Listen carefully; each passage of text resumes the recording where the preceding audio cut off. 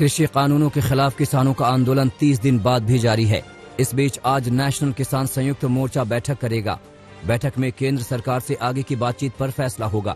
किसान प्रधानमंत्री नरेंद्र मोदी के भाषण और कृषि मंत्रालय के सचिव की ओर से भेजी गई चिट्ठी को लेकर अपनी रणनीति तय करेंगे। केंद्र सरकार की ओर से किसानों को फिर से चिट्ठी लिखकर बातचीत के टेबल पर लौटने की अपील की गई है।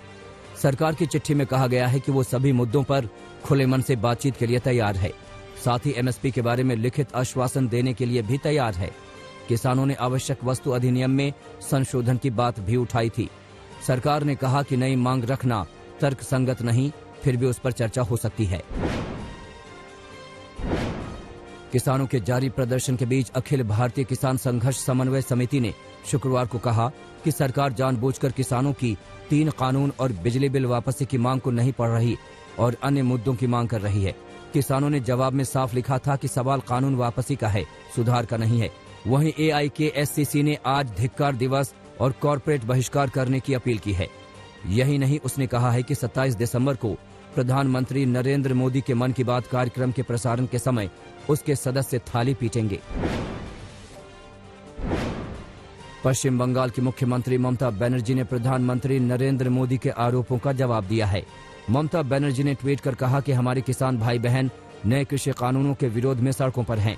उनकी समस्या दूर करने की बजाय प्रधानमंत्री ने लोगों को आधे सच और गलत तथ्यों से गुमराह करने की कोशिश की है।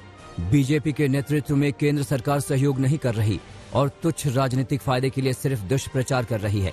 दरअसल प्रधानमंत्री ने 9 करोड़ किसानों के खाते में 18,000 करोड़ रुपए की किसान सम्मान राशि डालते हुए ममता बनर्जी को निशाने पर लिया था। उन्होंने पूछा था कि उन्होंने बंगाल के किसानों को ये पैसा क्यों नहीं मिलने दिया। अगर किसान उनके दिल में है तो इसके लिए आंदोलन क्यों नहीं किया और आप उनके लिए पंजाब पहुंच गई। केंद्र के कृषि कानूनों को लेकर अब किसान 2 धड़ों में बंट गए हैं।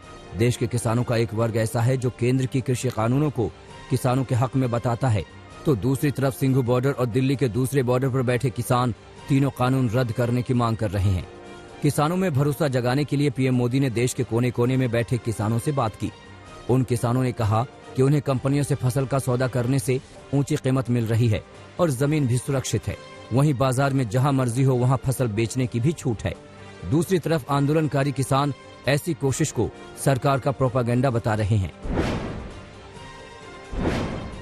राजस्थान के श्रीगंगानगर में अर्जुन मेघवाल को काले झंडे दिखाए गए। अर्जुन मेघवाल कार्यक्रम में हिस्सा लेने आ रहे थे। उस वक्त रास्ते में सड़क के दोनों तरफ खड़े किसानों ने उन्हें काले झंडे दिखाए। श्रीगंगानगर के राय सिंह नगर में किसान चौपाल थी। यहाँ मेघवाल प्रधानमंत्री नरेंद्र मोदी की ओर से किसानों को दिए वर्चुअल संबोधन को सुनने आ रहे थे। इसी दौरान किसानों ने तीनों कृषि कानूनों को वापस लेने की मांग की और उन्हें काले झंडे दिखाए। आज से गृह मंत्री अमित शाह पूर्वोत्तर के दौरे पर हैं। अमित शाह असम और मणिपुर का दौरा करेंगे। गृह मंत्री गुवाहाटी में एक मेडिकल कॉलेज की आधारशिला रखेंगे। ये शहर में दूसरा मेडिकल कॉलेज होगा। इसके अलावा राज्य में 9 नए लॉ कॉलेज भी बनाए जाएंगे। असम के मुख्यमंत्री सर्बानंद सोनोवाल गुवाहाटी में कार्यक्रम में शिरकत करेंगे।